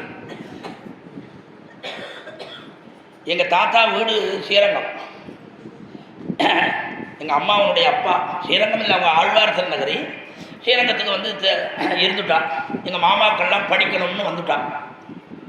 அப்போது இந்த கோடை விடுமுறைக்கு வருஷம் வருவேன். எங்கள் அம்மா அழைச்சிட்டு வருவான். ஒரு 20 நாள் 25 நாள் இருக்கும். ஒரு தடவை அந்த கோடை விடுமுறைக்கு வந்துட்டு திரும்பி போன உடனே எங்கள் சுவாமி தாத்தா ஆச்சாரியர் இப்போ சொன்னார், மகாமகிமோபாத்தியாயன்னு சொன்னார். எங்கள் சுவாமி, ஏண்டா எத்தனை நாள் இருந்த ஸ்ரீரங்கத்தில் அப்படின்னு கேட்டார். 25 நாள் இருக்கு. 25 நாளில் பெருமாளை எத்தனை நாள் சேவிச்சிருப்பாய் அப்படின்னு கேட்டார். ஒரு 10-12 தடவை சேவிச்சிருப்பார். பெருமாள் நின்றுட்டு தானே இருக்கார். யாரு? ரங்கநாதனா. பெருமாள் நின்றுட்டு தானே இருக்கார் அப்படின்னு. இல்லை தாத்தா, படுத்துட்டு தான் இருக்கார். இல்லை படுத்துட்டு இருக்காரா? இல்லைடா, நின்றுட்டு தான் இருக்கார். இல்லை தாத்தா, படுத்துட்டு தான் இருக்கார். எதில் படுத்துட்டு இருக்கார்? பாம்பில் படுத்துட்டு இருக்கார். பாம்புக்கு எத்தனை தலைன்னு கேட்டார். இதுதான் பெரிய இம்சை. பாம்புக்கு எத்தனை தலைன்னு கேட்டார். யார் பார்க்குறா? யாராவது பார்க்குறீங்களா? நானும் பார்க்காதவன் தான், உண்மையை சொல்கிறேன், பார்க்காதவன் தான். ஆனால் என்னமோ ஒரு இந்த ஃப்ளூக் சான்ஸ்னால அந்த மாதிரி நான் 5 தலைன்னு சொன்னேன். 5 தலை பரவாயில்லையா, நல்லா தான் பார்த்துருக்கேன். நான் இதுக்கு இன்னொரு சின்ன கதை உங்களுக்கு சொல்கிறேன். அவர் நின்றுண்டார்னு சொன்னாரோ இல்லையோ, ஒரு 40 வருஷத்துக்கு 45 வருஷத்துக்கு முன்னாடி இருக்கும். ஒரு வருஷம் வைகுண்ட ஏகாதசிக்கு போயிருந்தேன். அப்போல்லாம் வைகுண்ட ஏகாதசி அன்னைக்கு கார்த்தால பந்தலுக்கு வந்துட்டார்னா சாயங்காலம் 7 மணி வரைக்கும் பந்தலையே சுற்றி வந்துட்டு இருப்பார். நீங்கள்லாம் பார்த்துருக்கலாம், பல பேர் பார்த்துருக்கலாம். சாயங்காலம் வரைக்கும் சுற்றி வருவார். பந்தலையே உள்ளே போக மாட்டார். திருவாமணி மண்டபத்தை உள்ளுக்குள்ளே போகவே மாட்டார். சுற்றி நாம் எங்கே இருக்கோம் நம்மக்கிட்ட வருவார். ரொம்ப ஆச்சரியமாக இருக்கும் அது. கார்த்தாலேருந்து உட்காந்து பெருமாளை சேவிச்சாச்சு. நமக்கே கால் வலி. அவள் எப்படி தான் ஏழை பண்ணிட்டு இருக்காளோ. நின் தாளுக்கு மங்களம், நின் தோளுக்கு மங்களம்னு சொல்லணும். அப்படிப்பட்ட ஆச்சரியமான அந்த வைபவத்தோட பெருமாள் சுற்றி வந்துட்டு இருப்பார். இப்போ போயிடுது. இப்போ பெருமாள் ஐஸ்வர்ய மதமத்தோசி மாம் நஜானாசி மாதவான்னுட்டு இப்போ பணத்தினுடைய இது 6 மணிக்கெல்லாம் திருவாய்மொழி தொடக்கம் ஆகி போடுது. உள்ளுக்குள்ளே போயிடுறார். உடனே 1000 ரூபாய் டிக்கெட்டு 10,000 ரூபாய் டிக்கெட்டு உள்ளே தள்ளி விடுறான். என்ன பண்ணுறது? காலத்தினுடைய கொடுமை. சரி, அப்போது நிற்க முடியாமல் போய் அந்த சந்திர புஷ்கரணி எண்டை போய் உட்காண்டு, நானும் இன்னொருத்தரும் ஒரு தெரிஞ்சவர் 2 பேரும் போய் உட்காண்டா அங்கே ஒரு தெலுங்கு தேசத்துலேருந்து ஒரு பெரிய ஒரு 20-30 பேரை அழைச்சின்னு ஒரு கைடு அழைச்சின்னு வந்தான். நேரம் வந்தான். அந்த ராமரை காட்டி ரங்கநாதரை பாருங்கோன்னு அவன் ராமரை காட்டி ரங்கநாதரை பாருங்கோன்னு. ஓஹோ, ரங்கநாத சுவாமி அந்த பக்தி பாருங்க. ரங்கநாத சுவாமியான்னு எல்லாரும் ரங்கநாத சுவாமியை சேவிச்சுட்டாங்க நினச்சின்னு வெளியில் வந்துட்டான். வெளியில் வந்த பிற்பாடு அதில் ஒருத்தன், சுவாமி நான் 10 வருஷத்துக்கு முன்னாடி வந்தேன், அப்போ அந்த பெருமாள் படுத்துட்டு இருந்தாரு, இப்போ நின்றுட்டு இருக்காரு என்னான்னு கேட்டான். அவன் அடப்படுவா, இவங்கடா ஒருத்தன் தொலைச்சான், இவன் முளைச்சான் அப்படின்ட்டு அந்த அந்த பாருங்க, அந்த டைம் ஆஃப் சென்ஸ்ன்னு சொல்லுவா பாருங்க, அதுதான் அந்த இடத்துல. உடனே அவன் என்ன சொல்லுவான் தெரியுமா இல்லையோ, தட்சிணாயனத்தில் நின்றுட்டு இருப்பார், உத்தராயணத்தில் படுத்துட்டு இருப்பார். நம்ம அவன் சொன்னான், அந்த கைடு சொன்னான், தட்சிணாயனத்தில் நின்றுட்டு இருப்பார். இப்போ தட்சிணாயனம் தாவிடு சொன்னால் உத்தராயணம் தை மாதம் 1ஆம் தேதி பறக்க போகிறது இல்லையோ, அப்போ உடனே படுத்துட்டு வரணும். அப்போ கூட பாருங்க, அப்படி கூட உண்டா, படுத்துக்கிறது நிற்கிறது 2 உண்டான்னு கூட கேட்கல. அப்போ என்ன, அவன் சொன்ன வார்த்தையிலே அவனுக்கு உண்டான நம்பிக்கை, அதுதான் உண்மையானது. ஆக ஒரு விஷயம் நாம் ஜெயிக்க வேண்டும், அதில் பலிக்க வேண்டும், அதிலே நாம் பூர்த்தியாக பெருமை பெற வேண்டும்னா அதுக்கு என்ன, நம்பிக்கை முக்கியம். பழைய காலத்தில் டாக்டர்கள்லாம் ஒரு மிக்சர்னு ஒன்று கொடுப்பான். கலரா பச்சை கலர், சேப்பு கலர், இதெல்லாம் மிக்சர்னு ஒன்று கொடுப்பான் பழைய காலத்தில். ஆமாம், எல்லாம் கலந்துருக்கும், அது மிக்சர்னு பேர். அதுக்கு மேலே ஒரு கார்க்குன்னு ஒன்று போட்டு கொடுப்பான். இப்போ அது மிக்சரும் கிடையாது, கார்க்கும் கிடையாது, ஒன்றும் கிடையாது, எல்லாம் போயிடுச்சு. சில பேர் என்ன பண்ணுவா தெரியுமா இல்லையோ, சில கிராமத்து ஜனங்கள் நான் பார்த்துருக்கேன். அந்த டாக்டர்கிட்ட, ஐயா போன வாட்டி அந்த பச்சை மருந்து கொடுத்தங்களே அது ரொம்ப நல்லா கேட்டுதுங்க, அதை கொடுங்க. பச்சை மருந்து கொடுத்தங்களே அதை கொடுங்கன்னு கேட்டால என்னன்னா, அந்த பச்சை மருந்துல அவனுக்கு நம்பிக்கை ஏற்பட்டது. ஆக எம்பெருமான் நம்முடைய சரணாகதியை ஏற்றுக்கொள்வான் என்கிற நம்பிக்கை நமக்கு இருந்தால்தான் நமக்கு பலிக்கும். அவனுக்கு அவன் எங்க நம்மளை பார்க்க போறானா? எதற்காகன்னா, ஒரு விஷயத்தை நாம் பார்க்க 5 தலைன்னு சொன்னேன், ஃப்ளூக் சான்ஸ். அந்த மாதிரி ஒவ்வொரு விஷயத்தையும் அப்படி அந்த ஸ்ரீரங்க கத்தியத்திலே என்னென்ன விஷயங்கள் நாம் என்னென்ன எப்படி எப்படி பண்ணணும், எப்படி எப்படி பண்ணால் நமக்கு பலிக்கும், என்னென்ன நம்பிக்கை நமக்கு ஏற்படணுன்றதை சொல்லி அதற்கு பிறகு இந்த வைகுண்ட கத்தியத்திலே ஸ்ரீவைகுண்டத்தில் இருக்கக்கூடிய ஆச்சரியமான வர்ணனைகள் எல்லாம் சொல்கிறான். ஏதோ முந்தானாலும் எங்கேயும் ஒரு உபன்யாசத்துக்கு சொன்னேன், அர்ச்சராதின்றதை பற்றி ஏதோ சொன்னேன். அப்போது ஒவ்வொரு ஆவரணத்துலேயும் ஒவ்வொரு விசேஷம், ஒவ்வொரு சுத்து இருக்கு பாருங்க. ஆவரணம்னா சுத்து. இப்போ ஸ்ரீரங்கத்தில் 7 பிராகாரம் இருக்கு பாருங்க, அந்த மாதிரி அங்கேயும் 7 பிராகாரம், சப்த ஆவரணம், 7 பிராகாரம் அங்கேயும். அதனால தான் பூலோக வைகுண்டம்னு ஸ்ரீரங்கத்தை எதுக்காக சொல்கிறோம், இதுதான் காரணம். அங்கே விரஜா நதி, இங்கே காவேரி நதி. அங்கே இருக்கிற பெருமாளுக்கும் ரங்கன்னு பேர், இங்கே இருக்கிற பெருமாளுக்கும் ரங்கன்னு பேர். ஆமாம், ஸ்ரீவைகுண்டநாதனுக்கு ரங்கன்னு பேர், ரங்கன் ரங்கநாதன் பேர். எத்தனையோ பேர் இருக்கு, அதில் ஒரு ரங்கநாதன் அதே பேரை தான் இங்கே வச்சுட்டான். ஆகையினால அப்படிப்பட்ட அந்த ஸ்ரீரங்க அந்த சப்த ஆவரணத்தில் ஒவ்வொரு ஆவரணத்தில் ஒவ்வொரு ஆச்சரியமான விஷயங்கள்லாம் இருக்குன்னு சொல்கிறான்.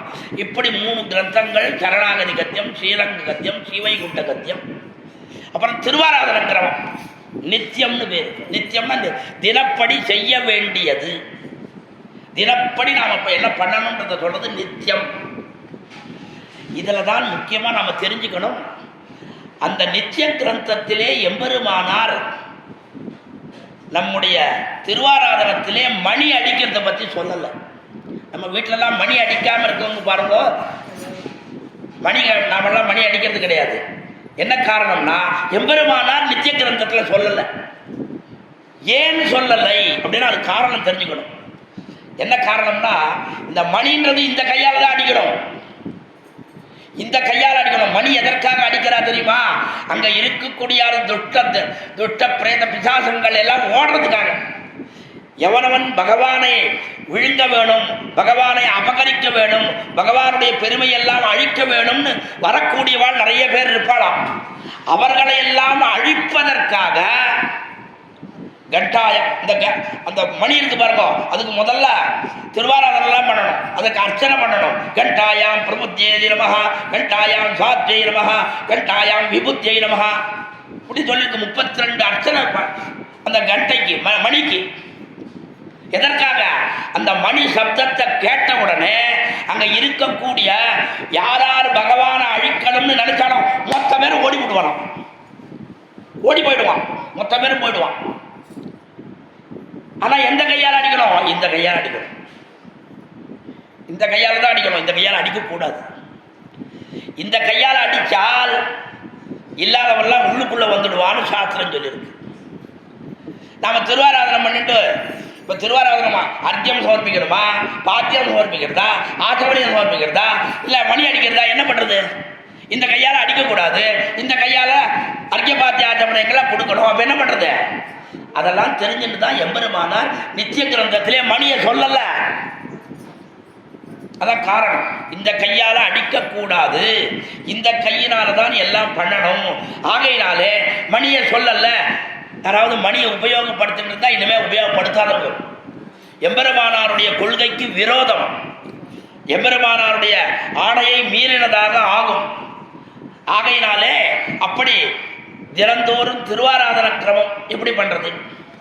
ஆனால் அந்த திருவாராதனை நாம் பண்ணுறதுக்கு ஆரம்பித்தால் கார்த்தால 6 மணிக்கு உட்காண்டா சாயங்காலம் 6 மணி ஆகும். ஆமாம், அவ்வளோ பெருசு. அதில் இருக்கிற மந்திரங்களோ அதில் இருக்கிற கிரமங்களோ நாம் பார்த்தோம்னா அவ்வளோதான். ஏகாதசி நேற்று இல்லை, நித்தியம் ஏகாதசி தான், தினந்தோறும் ஏகாதசி தான். ஒரு ஆண் மகன் பண்ணாமல் ஒரு பெண் பிள்ளை பண்ணுறான்னு வச்சுக்கோ, திருவாராதனம் பண்ணலாம், தோஷம் கிடையாது அப்படின்னு சொல்கிறேன்.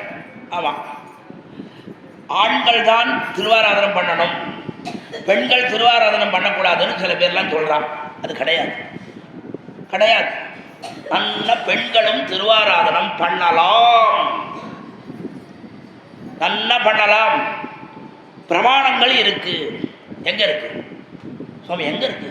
நீங்கள் மட்டும் சொல்கிறீங்களே, புதுசு புதுசாக சொல்கிறதுக்கு தான் காஞ்சிபுரத்துலேருந்து வந்தங்களா அப்படின்னு கேட்க வேண்டாம். இருக்கிறத தான் சொல்கிறேன். புஸ்தகம் எந்த புஸ்தகம்னு காமிக்கிறேன் பாருங்க. ஏன் ஆணும் பெண்ணும் 2 பேரும் திருவாராதனம் ஏன் பண்ணணும்னா, எம்பெருமான் ஒருத்தன்தான் புருஷோத்தமன், மற்ற அத்தனை பேரும் பெண்கள் தான். ஸ்திரீப்ராயம் இதரன் ஜகத்து சொல்லியிருக்கு. ஸ்திரீப்ராயம் இதரன். இன்னும் 1 மணி நேரம் இருக்கு, கவலைப்பட வேண்டாம். 1:30 மணி வரைக்கும் சொல்ல சொல்லுங்க. நீங்க பசி வந்துடுத்து சொல்லுங்க, நிறுத்தி விடுறேன். சொல்றேன். எப்படிதான் சொல்ல போற, விட போறது இல்லை. இத்தனை வருஷம் கழிச்சு வந்திருக்க, விட்டுடுவனா?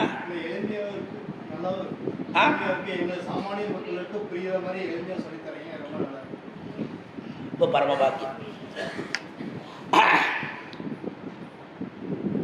இதை விட சர்டிஃபிகேட் வேணும், வேற ஒண்ணுமே வேண்டாம். இதுதான் சர்டிஃபிகேட்டு. இதெல்லாம் சம்பாவனை கூட கிடைச்சாச்சு. ஆமாம், இனிமேல் ஒன்றும் தேவையே இல்லை. இதுதான் நாம் சொல்கிற விஷயம் 10 பேருக்கு போச்சுன்னு சொல்கிறோங்களே, அதுதான் எனக்கு பெருமையே.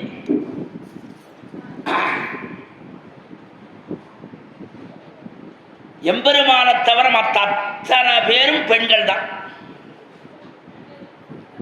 அத்தனை பேரும் ஸ்ரீப்ராயம் இதரன் ஜகத்து, அத்தனை பேரும் பெண்கள். இதரம் எம்பெருமானை தவிர மற்ற அத்தனை பேரும் ஸ்திரீகள் தான்.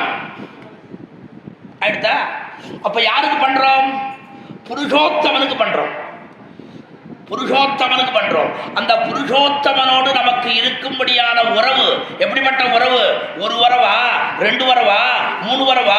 இல்லையே, 9 விதமான உறவுகள். பிதாச்ச ரக்ஷகா சேஷி பர்த்தா ஞேயா ரமாபதி சுவாமி ஆதார ஆத்யாச்ச போக்தமனூதிதான்னு 9 விதமான உறவுகள். முதல்ல அப்பா பிள்ளை, காப்பாத்துறவன் ரக்ஷகன்னா காப்பாத்துறவன் ரக்ஷகா. அடுத்தது தலைவன் சேஷி, அவன் பர்த்தா, நாம் அத்தனை பேரும் கணவன். பாருங்க, யார் பர்த்தா? அவன்தான் பர்த்தா. நாம் அத்தனை பேரும் அவனுக்கு மனைவிகள். சம்பிரதாயம் தெரியாதவாளன் தானே இப்ப உடனே கோபம் வந்துடும். என்னையா இது, நான் பக்கத்தில் கணவன் நான் ஒருத்தன் உட்காந்துருக்கேன், இன்னும் யாரையோ ஒருத்தர் போய் பர்த்தான்னு கண்ணுக்கு தெரியாதவன் போய் பர்த்தான்றிய அப்படின்வான். இவாள்லாம் எத்தனை காலம் இருக்க போறா? இவர்களோடு இருக்கிற சம்பந்தம் எப்பொழுது வந்தது? நடுவில் வந்தது, நடுவில் போகிறது. ஆனால் எம்பெருமானோடு இருக்கக்கூடிய சம்பந்தம் என்பது என்றென்றைக்கும் உண்டான சம்பந்தம்.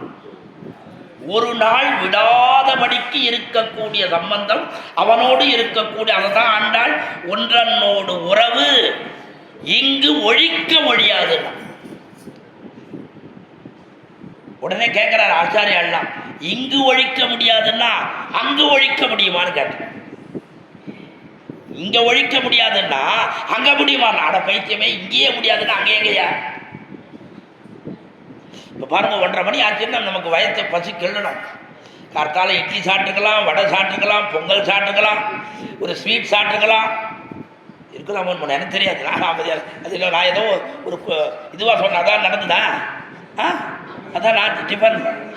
ஐயோ இவ்வளோ கரெக்டாக சொல்லிட்டேன். மேலேருந்து பார்த்தாங்களான்னு கேட்காத.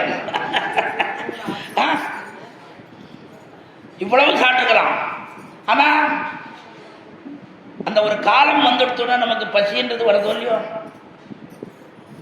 இந்த வயத்தை கிள்றதோ இல்லையோ, அப்போ உடனே ஏதாவது சாப்பிடணுன்ற அபிப்பிராயம் ஏற்படுறதோ இல்லையோ. அப்படிப்பட்ட அந்த சந்தர்ப்பத்திலேயும் நாம் அதை தள்ளி எம்பெருமானையே நினைத்து கொண்டிருக்கும்படியான ஒரு பாக்கியத்தை ஏற்படுத்தி தர வேணும் என்று அவரிடத்துல வேண்டாம். அந்த வேண்டுவதற்கு என்னன்னா அதுதான் திருவாராதனம். அதுதான் அப்பா நம்மெல்லாம் திருவாராதனம் பண்றோம். என்ன சொல்லிட்டு பண்றோம்? யான் என்னுடைய கையாலே பண்ணவில்லை, என்னுடைய ஆச்சாரியனுடைய திருக்கையினாலே பண்ணுகிறேன். ஆகையினாலே இதில் இருக்கிற குறையோ நிறையோ எதுவாக இருந்தாலும் அவரது. சாஸ்திரம் என்ன சொல்லி தெரியுமோ, சிஷ்யன் பண்ற பாபம் எல்லாம் ஆச்சாரியனை சேருகிறதுன்னு ஆகுது. சிஷ்ய பாபம் குரோரப்பி தெரியுமா இல்லையா? சிஷ்யன் ஒரு பாபம் பண்றான், அது யாருக்கு போய் சேரும்? ஆச்சாரியனை போய் சேர்ந்துடும். உடனே இந்த சிஷ்யன் ரொம்ப சந்தோஷம், பரவாயில்லப்பா நாம் நிறைய பாபம் பண்ணிகிட்டே இருக்கலாம், நம்ம பாபத்தெல்லாம் அவர் சுமப்பார். யாரு? ஆச்சாரியன் தள்ள போட்டுறான். அதை இவ்வளோ கெட்டிக்காரன் பாருங்க, ஆச்சாரியன் தள்ள போட்டு நம்ம பாட்டு பண்ணிட்டு இருக்கலாம். அவர் பாட்டா திண்டாடினா அவர் திண்டாடுறார். அது இவன் இதை சொல்ல உடனே யார் இந்த விஷயத்தை சிஷ்ய பாபம் குரோரப்பி, சிஷ்யன் பண்ற பாபமெல்லாம் ஆச்சாரியனை சேரும்னு சொன்ன உடனே சிஷ்யனுக்கு ரொம்ப சந்தோஷம். அடாடாடாடா, இத்தனை நாள் தெரியாத போயிடுத்தே, இத்தனை நாள் தெரியாத போயிடுத்தே, இன்னும் நிறைய பாபம் பண்ணியிருக்கலாமே. எல்லாம் அவருக்கு போறதுன்னு நாம என்ன, நமக்கு கஷ்டம் வருதுன்னு தான் கஷ்டமே தவிர இன்னொருத்தருக்கு கஷ்டம் வருதுன்னு நாம சுகமா பண்ணிட்டு இருக்கலாம் இல்லையா அப்படின்ட்டு இதை சொன்ன உடனே இந்த சிஷ்யனுக்கு அப்படியே மூஞ்சி மலர்ந்துடுத்து. அப்பொழுது இருந்த செந்தாமரை இலை வென்றதம்மா கம்பநாட்டாழ்வார் சொல்றார். வனவாசத்துக்கு போ, காட்டுக்கு போன்னு சொன்ன உடனே எப்படிலாம் இருந்தது ராமனுடைய முகம், எப்படிலாம் இருந்ததுன்னு பாடுறார். இப்பொழுது எம்மனோராம் எம்புதற்கெளிதோ யாரும் செப்பரும் குணத்த ராமன் திருமுகச் செவ்வை நோக்கின் ஒப்பதே முன்பும் பின்பும் அப்பொழுது அலர்ந்த செந்தாமரையினை வென்றதம்மா. என்னைக்கோ நடந்த ராமபிரானுடைய வனவாசத்தை பற்றி இப்போ போய் சொல்லணும்னா முடியுமா? இப்பொழுது எம்மனோராம் இயம்புதற்கு எளிதோ, அதுக்கு கஷ்டம் இல்லையா? இன்னைக்கா நடந்தது, இன்னைக்கு நடக்கிற விருத்தாந்தமா? கம்பநாட்டாழ்வார் சொல்ற சமயத்திலேயா ராமன் காட்டுக்கு போறார்? என்னைக்கோ நடந்தத போய் நான் இன்னைக்கு சொல்ல முடியுமா? ஆனால் என்ன ஒரு பைத்தியக்கார எண்ணம் எனக்கு வந்துடுத்து. அந்த வால்மீகி சொன்னதெல்லாம் பார்த்துட்டு எனக்கு ஒரு பைத்தியம் ஏற்பட்டுடுத்து. யாரும் செப்பரும் குணத்த ராமன் சிறுமுக செவ்வை நோக்கின் ஒப்பதே முன்பும். இதுக்கு முன்னாடி ராமனுடைய மூஞ்சி இப்படி இருந்ததா, முகம் இப்படி இருந்ததா, பின்பும் இருந்ததா? ரெண்டும் இல்லை. அந்த சமயத்துல வனவாசத்துக்கு போன்னு சொன்ன உடனே அப்ப ராமனுடைய முகம் என்ன சந்தோஷம் இருந்ததோ அந்த மாதிரி சிஷ்யனுடைய முகம் சந்தோஷமாயிட்டான். என்ன ஆடாடாடா, இத்தனை நாள் தெரியாம போயிடுச்சேன், நாம பண்ற பாப்பெல்லாம் ஆச்சாரியனுக்கு போறதுன்னு சொன்ன உடனே ரொம்ப சந்தோஷப்பட்டான். அதை பார்த்த உடனே அவன் மூஞ்சியை பார்த்த உடனே இவருக்கு தெரிஞ்சு போடுத்து, ஆச்சாரியனுக்கு தெரியாதா? தெரிஞ்சு போடுத்து. இல்லை ரொம்ப சந்தோஷப்படுறா போல இருக்கே அப்படின்னார். ஆமாம் சுவாமி, ஆமாம் ரொம்ப சந்தோஷம், இந்த இத்தனை நாளாக தெரியாது சுவாமி, இந்த பாப்பெல்லாம் உங்களுக்கு போகிறதுன்னு தெரிஞ்சா இன்னும் நிறைய பண்ணிருப்பேன்னா, நாம் ரொம்ப நிறைய பண்ணிருப்பேன்னா. உடனே அவர் உடனே சொன்னார், நீ எத்தனை பாப்பம் வேணுமானு பண்ணிக்கோ, எந்த பாப்பம் வேணாலும் வரட்டும், நான் என்ன பண்ணுறது தெரியுமோ இல்லையோ, என்னுடைய ஆச்சாரியனுக்கு அதை கொடுத்துட்றேன். அவர் நான் எங்கிட்ட வச்சுக்கிறது இல்லப்பா, அந்த பாபத்தை பற்றி டிரான்ஸ்போர்ட் டு மை ஆச்சாரியா, அங்கதான் நான் அதை டிரான்ஸ்பர் பண்ணிடுறேன். பாருங்க, டிரான்ஸ்பிளான்டேஷன்றாலே இதுதான் டிரான்ஸ்பிளான்டேஷன். ஏதோ ஆர்ட் டிரான்ஸ்பிளான்டேஷன், கிட்னி டிரான்ஸ்பிளான்டேஷன்றாலே அதெல்லாம் இல்லை. இதுதான் இந்த பாவத்தை அங்க அனுப்புறேன். அவர் என்ன பண்றார்? அவரங்க கடைசியில் எங்க போறது? எல்லா பாபத்தையும் சமக்கக்கூடியவனான ஸ்ரீமன் நாராயணத்தை போய் சேர்ந்துடுது காலம். அவ்வளவுதான், ரைட்டா தீர்ந்து போச்சு. பார்த்தீங்களா? இது எப்படின்னா, இது ஒரு நல்ல கதையே சொல்ற. ராமானுஜர் திருவரங்கத்திலே ராமாயண பிரவச்சனம் பண்ணிட்டு இருக்காரு. இப்போ பிரவச்சனம் பண்ணிட்டு இருக்கச்சு விபீஷண சரணாகதி கட்டம். விபீஷணன் வந்த விதம் கரெக்டு. வந்த விதம் கரெக்டா எப்படி வரணும்னா, பெரியோர்களை முன்னிட்டு கொண்டுதான் எம்பெருமான பத்தனம் என்கிற விஷயத்தை தெரிஞ்சுண்டு 4 ராட்சசர்களோடு கிளம்பி அவன் அங்கேருந்து வந்து சேர்ந்துட்டான். வந்தான், ரொம்ப நல்லா வந்துட்டான். வந்தவன் நேர உள்ளுக்குள்ளே வரல, என்னை கொண்டு போய் எம்பெருமான இடத்துல சேருங்கள்னு யாரை சொல்கிறான்? இந்த வானரர்களை மொத்த பேரையும் சுக்ரீவன் முதலானவர்களை பார்த்து சொல்கிறான். என்னை கொண்டு போய் எம்பெருமான இடத்துல ராமபிரானத்தில் சேருங்கள் சேருங்கள். அந்த சேருங்கள்னு சொன்ன உடனே அங்கே பெரிய ஒரு போராட்டம் வந்துடுச்சு. இவனை சேர்த்துக்க கூடாதுன்னு ஒரு கோஷ்டி, சுக்ரீவன் முதலானவர்கள் சேர்த்துக்க கூடாதுன்றான். அனுமன் மட்டும் சேர்த்து கொள்ளலாம்ன்றான். சுக்ரீவன் என்ன சொல்றான்?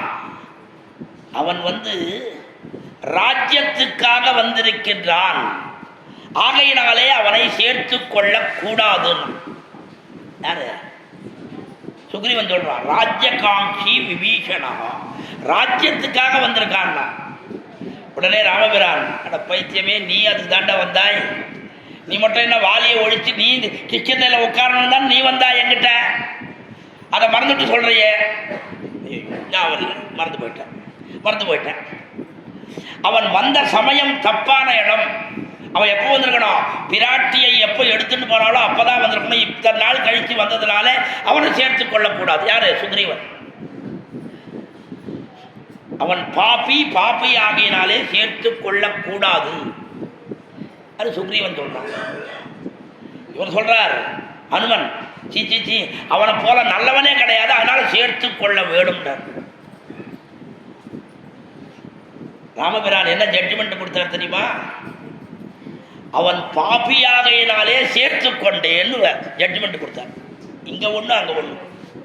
அவன் கூடாதுன்னா, பாப்பி சேர்த்து கொள்ள கூடாதுன்னா, இவன் நல்லவன் சேர்த்து கொள்ள வேணும்னா அனுமன்.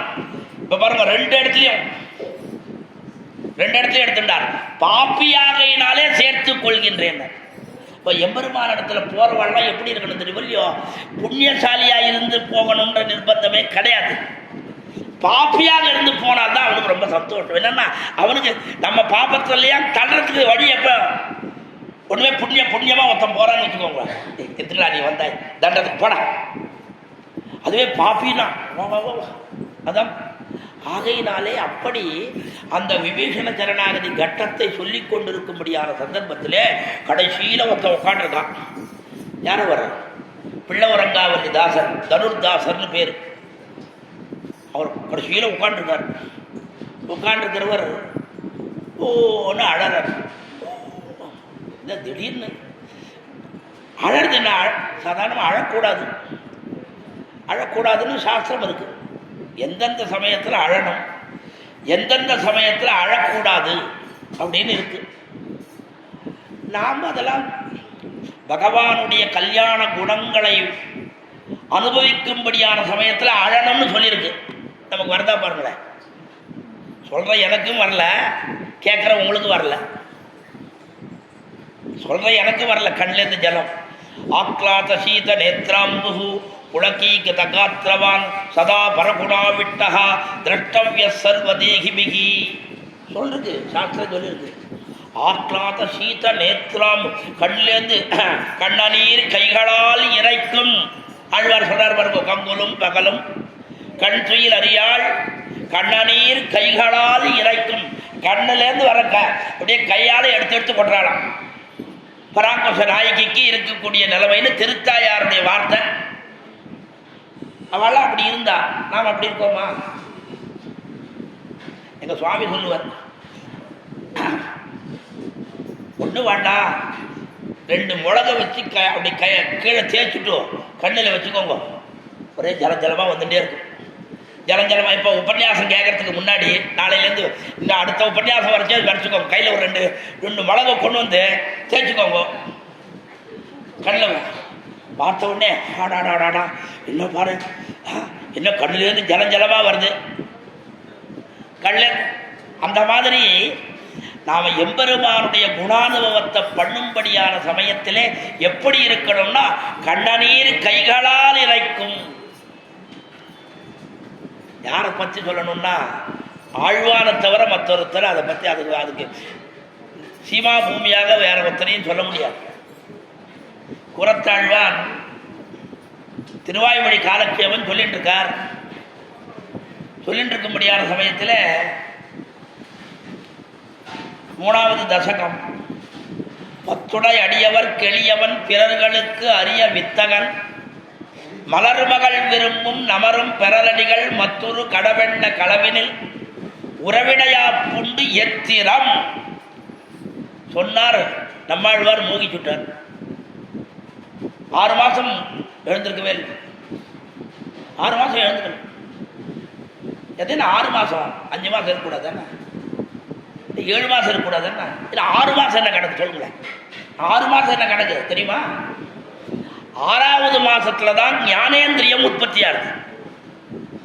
இந்த ஒவ்வொரு மாதத்துலேயும் ஒவ்வொரு அவயவங்கள் உற்பத்தி ஆகிச்சு. 6வது மாதத்தில் தான் ஞானேந்திரியம், அந்த மாதத்தில் தான் இந்த சீமந்தம்ன்றது பண்ணணும். 6வது மாதம் பண்ணது சீமந்தம், 8வது மாதம் பண்ணுறது பும்சவனம். ரெண்டு கர்மா அது. பும்சவனம் சீமந்தம்னு 2 கர்மா. அதெல்லாம் அந்த இந்த ஞானேந்திரியமானது உற்பத்தி ஆகுது 6வது மாதத்தில். 6 மாதம் ஆச்சு, மறுபடியும் ஞானம் ஏற்பட்டது. யாருக்கு? நம்மாழ்வாருக்கு. இதுதான் சாதாரணமாக எல்லாரும் சொல்ல மாட்டான். எதனால் 6 மாதம்?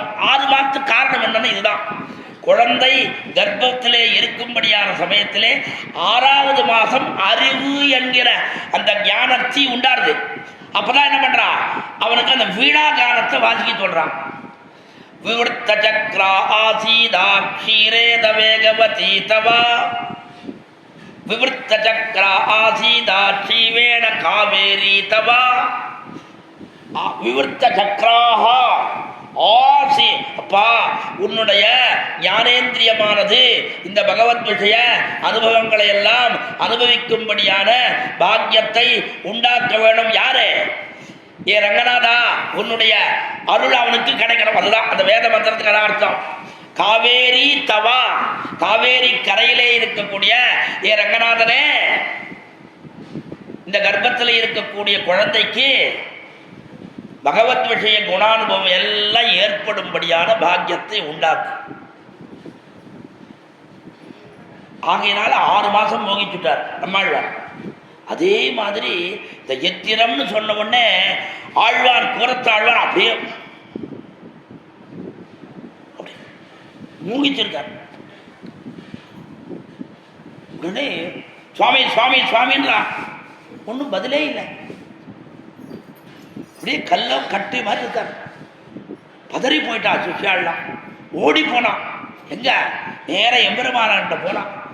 போய் சுவாமி சுவாமி என்னன்னு தெரியல சுவாமி, பத்துடை அடியவர் கிளியன் எத்திரம்னு சொல்லச்சே அப்படியே மூர்ச்சையாக இருக்கார். ஒன்றுமே இல்லை, அப்படியே உட்காந்துருக்கார். ஒன்றுமே கூப்பிட்டா கூட பதிலே சொல்லலை. உண்மை தெரியல.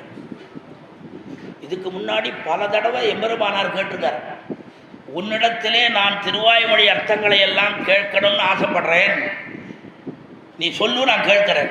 ஐயோ சுவாமி, இந்த அபச்சாரம் வேற வேணுமா? இந்த அபச்சாரம் வேற வேணுமா? தேவரிடத்துல நான் அடியவனா, அடியனிடத்துல தேவர் கேட்கறதா? என்ன இது அப்படின்னு அங்கேருந்து வந்தார். நேர பார்த்த உடனே புரிஞ்சு போட்டு, ஓ எத்திரம்னா நம்மாழ்வார் மோகித்தது போலயே இவரும் மோகித்துள்ளார்னு தெரிஞ்சுண்டு இப்போ ஆழ்வார் ஆழ்வார்னு கூட்டா திரும்பி பார்க்க மாட்டார். இன்னொரு காரணம் என்ன? இவருடைய தகப்பனாருக்கு கூரத்து ஆழ்வார்னு பேரு. அதனால திரும்பி பார்க்க மாட்டார். அதனால என்ன பண்ணார்? அப்பதான் அவருக்கு ஆழ்வான் என்று பேரிட்டார். எம்பெருமானார் இட்ட பேர் அது. ஆழ்வான் ஆழ்வான் ஆழ்வான் அப்படின்னுட்டு அப்புறம் கண்ணை திறந்து பார்த்தான். அப்பதான் வந்தது கூரத்து ஆழ்வான் என்கிற திரு. அது வரைக்கும் நான் ஸ்ரீவச்ச சின்ன மிஸ்ரன் தான் அவருக்கு பேரு. தனியன் பாருங்க, ஸ்ரீவச்ச சின்ன மிஸ்ரேபியா நம உக்திம் மதீமகே யதுத்ரயா த்ரயீ கண்டே யாந்தி மங்களசூத்ரதாம். மங்களசூத்ரதாம். வேதமாதுவுக்கு ரொம்ப நாளாக தாலியே கட்டல. நிறைய பேர் கட்டினா அதெல்லாம் நிலைச்சு நிற்கவே இல்லை.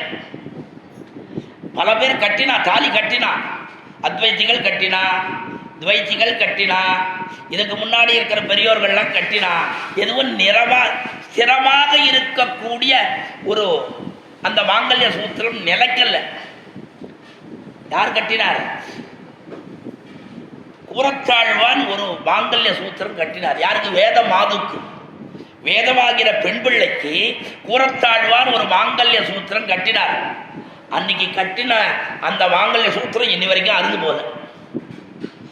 நாம சாதாரணமாக இந்த சில பேருக்கு வழக்கம் இருக்கலாம், இருக்கோ இல்லாத எனக்கு தெரியாது, இந்த வரலட்சுமி விரதம்னு பண்ணுவா. என்ன பண்ணுவா? அது என்னமோ சொல்றது தான், எனக்கு தெரியாது. உருகாத வெண்ணையும் ஓரடையும் உனக்கு தரேன், பிரியாத கணவனை எனக்கு தானு வேண்டுவார்களாம். அந்த மாதிரி அந்த வரலட்சுமி விரதத்தில் வேண்டிப்பாங்கன்னு சொல்கிறான். அதனால் அந்த மாதிரி பிரியாத கணவனாக, யாருக்கு பிரியாத கணவன்? வேதமாதுவுக்கு பிரியாத கணவனாக யார் ஏற்பட்டால்? கூரத்தாழ்வார் ஏற்பட்டார். கூரத்தாழ்வாருக்கு முன்னாடி எத்தனையோ பேர் கட்டினத்த அந்த சௌபாகியங்கள் நிலைக்கல்ல. இவர் கட்டினதான் யாந்தி மங்கள சூத்திரதாம். அன்னைக்கு கட்டினார், இன்னைக்கும் அப்படியே ஓடிட்டு. அப்படிப்பட்ட கூரத்தாழ்வான் அவர் காலக்ஷேபம் சொல்லச்சே எப்படி இருப்பறனா, நான் கீழே சொன்ன பாருங்க, அப்படியே கண்ணுலேருந்து தாரதாரையா பெருகுமா. சொல்லிட்டு இருந்துச்சு அனுபவம். இந்த அனுபவிச்சு சொல்லக்கூடிய பாக்கியம் அது கூரத்தாழ்வான தவிர மற்ற எந்த ஆச்சாரியனுக்கு ஏற்படலை. அவர் ஒருத்தருக்குத்தான் தனிப்பட்ட பெருமை. என்னன்னா, இன்னொரு நாள் எம்பெருமானார் சிஷ்யால் கூரத்தாழ்வான்ற காலக்ஷேபம் கேட்குற சிஷ்யாலெல்லாம் கேட்டாராம், இன்னைக்கு எத்தனை பாசுரம் ஆயிற்று அப்படின்னு கேட்டார். இன்னைக்கு எத்தனை பாசுரம் சொன்னார் கூரத்தாழ்வான், இன்னைக்கு எத்தனை பாசுரம், திருவாய்மொழி எத்தனை பாசுரம் சொன்னார் அப்படின்னு கேட்டார். உடனே சிஷ்யாலாம் என்ன சொன்னார் தெரியுமா இல்லையோ? சுவாமி தப்பாக கேட்காதீர்கள் அப்படின்னு. யார்? எம்பெருமானார் எடுத்து. நீங்கள் தவறாக கேட்குற கேள்வி தப்புன்னா, இல்லையா இது அநியாயமாக இருக்கு. இல்லை நான் என்ன நீங்கள் இன்னைக்கு என்ன 5 பாட்டு ஆச்சா, 10 பாட்டு ஆச்சா, இல்லை ஒரு தசகம் ஆச்சா, இல்லை 2 தசகம் ஆச்சான்னு அவர் அதுதான் எத்தனை பாட்டுன்னு தானே கேட்டேன். நான் வேற ஒன்றும் கேட்கலையே, தப்பாக கேட்கலையே, இருக்கிறது தானே கேட்டேன். அது மற்றவாள்லாம் அப்படி அனுபவிப்பாள். கூரத்தாழ்வான் எப்படி தெரியும் இல்லையோ, என்ன கேட்கணும் தெரியும் இல்லையோ, இன்று எத்தனை ஒலியல் பரிமாறிற்று என்று கேளுங்கள். ஒலியல்லாம் என்ன தெரியும் இல்லையோ, கண்ணுலேருந்து ஜலஜலமாக தாரையா வந்துட்டே இருக்கு. அதை துடைக்கிறதுக்கு துடி இருக்கு பாருங்க. பழைய காலத்தில் துடி, இப்போல்லாம் ஒரு கொம்பு வச்சிருக்கா பாருங்க. அது எல்லாத்துக்கும் நல்லதுக்கும் அதுதான், கெட்டதுக்கும் அதுதான். அதனால அந்த மாதிரி அன்னைக்கு எத்தனை உத்தரியம் துடைச்சான். அப்போ பாருங்க எவ்வளோ கண்ணிலேருந்து ஜலம் வந்திருக்கும். எத்தனை உத்திரியத்தை எடுத்து தொடச்சி பிழிஞ்சி உழைச்சி. அப்போ பாருங்க எப்படிப்பட்ட அனுபவம். கூரத்தாழ்வானுடைய அனுபவத்தை போல மற்றொருத்தருக்கு அனுபவம் உண்டான கிடையவே கிடையாது.